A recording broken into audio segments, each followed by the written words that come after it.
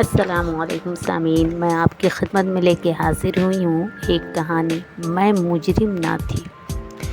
وہ دن اچھی طرح سے یاد ہے جب میں 7 برس کی تھی اور اسکول جایا کرتی تھی۔ اسی اسکول میں فیاض میرے ماموں کا بیٹا بھی ہمارے ساتھ پڑھا کرتا تھا۔ پھر وہ لوگ شہر سے گاؤں چلے گئے۔ اب صرف گرمیوں کی چھٹیوں میں ملاقات ہوتی، جب ہم چھٹیاں گزارنے نانی اماں کے گاؤں جاتے۔ وقت گزرتا رہا اور میں اور فیاض بڑے ہو گئے۔ اب جب فیاض سے سامنا ہوتا تو میں نظریں جھکا لیتی۔ وہ بہت خوبصورت نوجوان کا روپ دھار چکا تھا اور میں اس سے شرمانے لگی تھی۔ بظاہر اس سے چھپتی تھی لیکن دل سے التفات برتنے۔ ماموں جان شہر میں ملازمت کرتے تھے، گاؤں میں تھوڑی سی زمین پر گزارا تھا۔ کھیتی باڑی میں فیاض باپ کا ہاتھ بٹاتا۔ تبھی 8ویں کے بعد اس کو اسکول کی تعلیم چھوڑنی پڑی۔ گھریلو حالات کی وجہ سے وہ شہر آ کر ایک فیکٹری میں ملازم ہو گیا۔ 1 سال تک ہمارے گھر نہ آ سکا۔ ایک روز آیا تو امی جان نے بہت خوشی سے اس کا استقبال کیا اور خوب آؤ بھگت کی۔ میں اس کو دیکھ کر خوشی سے نہال تھی، جیسے برسوں کا انتظار ختم ہو گیا ہو۔ امی نے مجھے کھانا پکانے کی ہدایت کی اور خود اس سے باتیں کرنے لگی۔ میں نے کان دھرے تو وہ کہہ رہی تھی، بیٹا مجھے نور بیوی کی شادی کی بڑی فکر ہے، جانے کب اچھا بر ملے اور اس کی شادی ہو وغیرہ وغیرہ۔ میں نے دیکھا وہ امی جان کی باتیں بڑے غور سے سن رہا تھا، جیسے کوئی کسی کا کہا دل کے کانوں سے سنتا ہے۔ وہ سمجھ گیا تھا کہ امی کیا پیغام اس کو دینا چاہتی ہیں۔ لڑکی کی ماں اور اس سے زیادہ کیا کھلے لفظوں میں کہہ سکتی ہے۔ گھر جا کر اس نے اپنی ماں سے تذکرہ کیا کہ پھوپھی کے گھر گیا تھا، پھوپھی اپنی بیٹی کی شادی کرنا چاہتی ہیں۔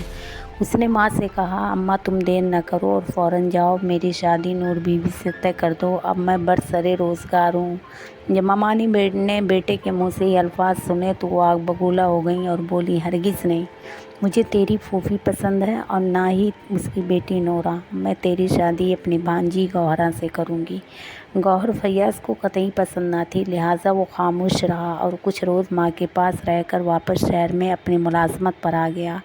جب ممانی ہمارے گھر کافی دن نہ آئیں تو ماں خود ہی ایک روز ان کے گھر گئیں اور پوچھا کہ تم نے اپنے بیٹے کا رشتہ کرنا ہے؟ میری نورا بھی بڑی ہو گئی ہے اور میں اس کی شادی۔ امی جان کی بات سن کر ممانی کی تیوری پر بل پڑ گئے۔ کہنے لگی، تم اپنی بیٹی کی شادی جہاں چاہے کر دو، فیاض کی شادی میں اپنے گوہر سے ہی کروں گی۔ تم ادھر کی آس مت رکھنا، خواہ مخواہ وقت ضائع کرو گی۔ مایوس ہو کر امی لوٹ آئیں۔ اپنی بھابھی سے ان کو اس جواب کی امید نہ تھی، لیکن ٹکا سا جواب سن کر انہوں نے فوراً دوسرے رشتے کی تلاش شروع کر دی۔ جلد ہی امی کو میرے لیے ایک رشتہ مل گیا اور انہوں نے شادی کی تاریخ رکھنے میں دیر نہ کی۔ پل بھر میں تاریخ طے ہوئی اور پھر چٹ منگنی اور پٹ بیاہ ہو گیا۔ شادی کے روز میں اتنا روئی کہ بے ہوش ہو گئی۔ مجھے خبر نہ رہی کہ میری شادی ہو رہی ہے۔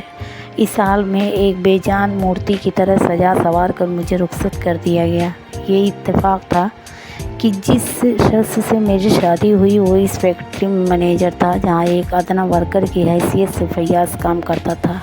فیاض کو خبر نہ تھی کہ میرا شوہر اس فیکٹری میں کام کرتا ہو۔ وہ اس کو نہیں پہچانتا تھا کیونکہ کبھی آمنا سامنا نہ ہوا تھا۔ ایک روز میں اپنے خاوند کے ساتھ موٹر سائیکل پر فیکٹری کے نزدیک جا رہی تھی کہ فیاض نے مجھے دیکھ لیا۔ وہ ٹھٹک گیا۔ میں بھی حیران اور گمسم اس کو دیکھتی رہی کہ اشر نے سوال کیا، نور کیا دیکھ رہی ہو؟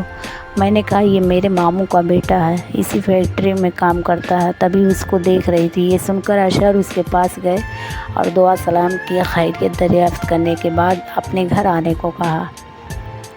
ہمارا گھر فیکٹری کے نزدیک ہی تھا، لہٰذا وہ اس کو ساتھ ہی لے آئے۔ کہا کہ کھانا بناؤ، تمہارا عزیز ہمارے گھر آیا ہے۔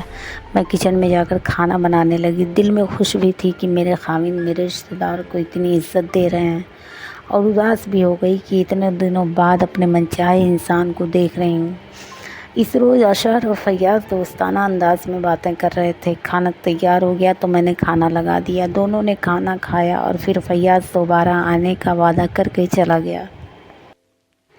اب مجھے اس کا انتظار رہنے لگا۔ ایک روز یوں ہی میں اپنے خیالوں میں گم خاموش بیٹھی تھی۔ اشر نے آواز دی، میں سن نہ پائی۔ اس نے دوبارہ پکارا۔ جب جواب نہ ملا تو اس نے چیخ کر کہا، کس خیالوں میں گم ہو؟ کس کے خیالوں میں گم ہو کہ اس دنیا میں نہیں ہو؟ مجھے جواب کیوں نہیں دے رہی ہو؟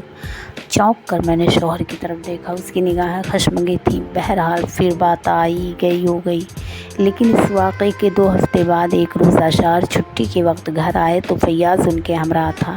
अचानक बेअख्तियार फैयाज़ को सामने देखकर मेरी आंखों में खुशी चमक गई। अशार ने महसूस कर लिया कि फैयाज़ के आने से मुझे दिली खुशी हुई है।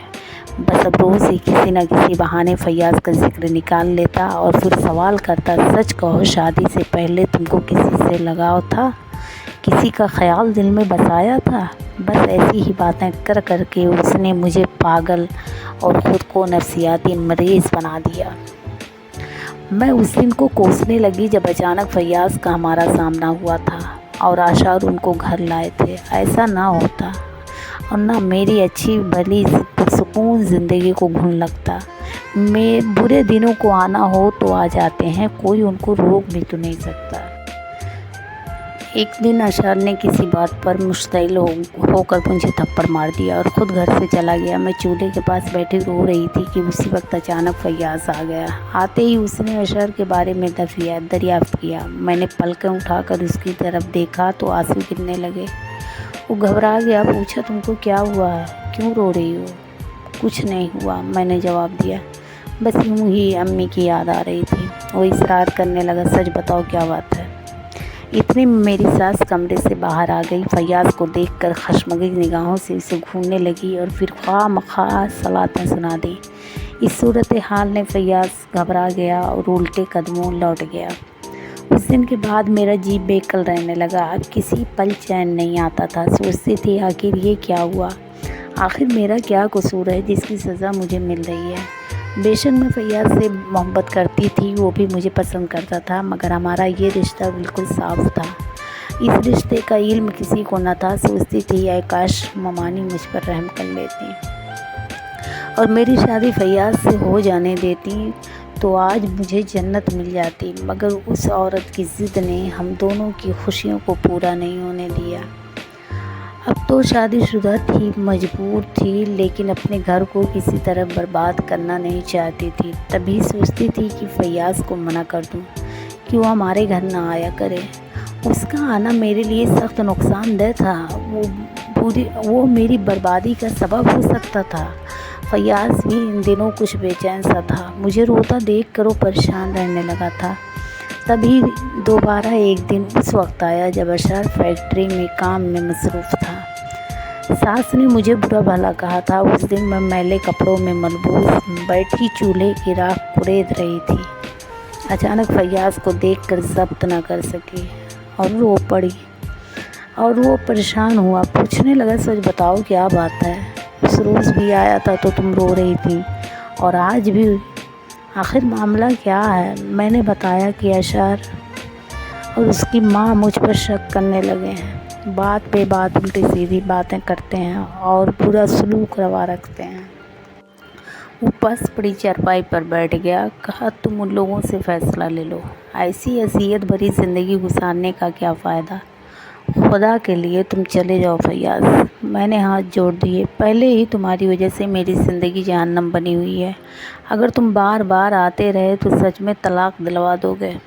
अशार को तुम्हारा यहाँ आना बिल्कुल पसंद नहीं है।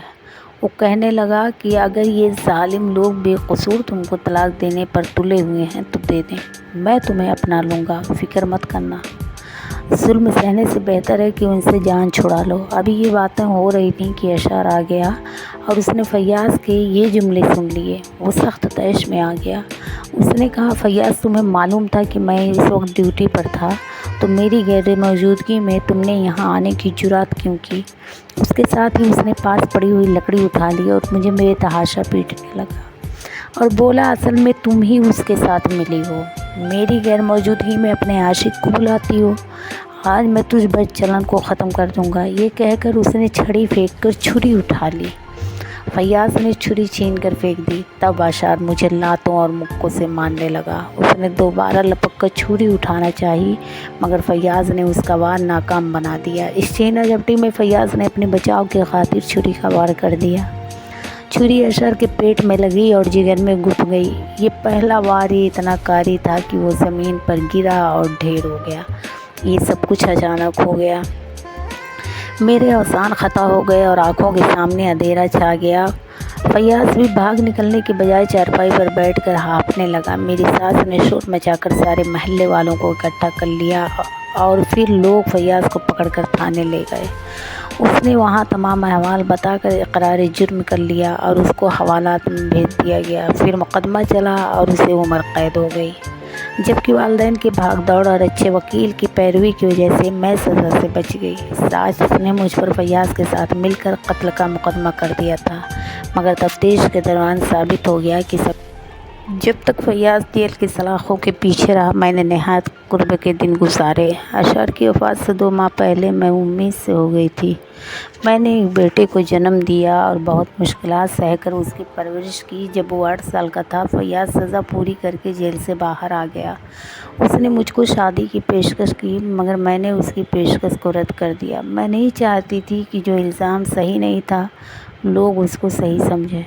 وہ یقیناً میرے بیٹے کو کہتے کہ میں نے فیاض سے شادی کی خاطر اپنے شوہر کو قتل کر دیا اور اب اپنی آرزو پوری کی ہے۔ اس طرح میرا بیٹا مجھے غلط عورت جان کر مجھے معاف نہ کرتا۔ میں نے یہ قربانی اس لیے بھی دی ہے کہ میں ماں کے مقدس رتبے سے گرنا نہیں چاہتی تھی۔ میں چاہتی تھی کہ چاہے ساری دنیا کی نظروں سے گر جاؤں، مگر میرا بیٹا مجھے اپنے باپ کا قاتل نہ گردانے، اپنے بیٹے کی نظروں سے گر نہ جاؤں۔ آخر یہ قربانی رنگ لائی اور میرا بیٹا مجھے عزت و احترام کے ساتھ ماں کہہ کر پکارتا ہے تو میرا دل ٹھنڈا ہو جاتا ہے۔ یہ کہانی کسی کی حقیقی زندگی سے تعلق نہیں رکھتی، یہ صرف کہانی ہے۔ اللہ حافظ، پھر ملیں گے انشاءاللہ اگلی کہانی کے ساتھ۔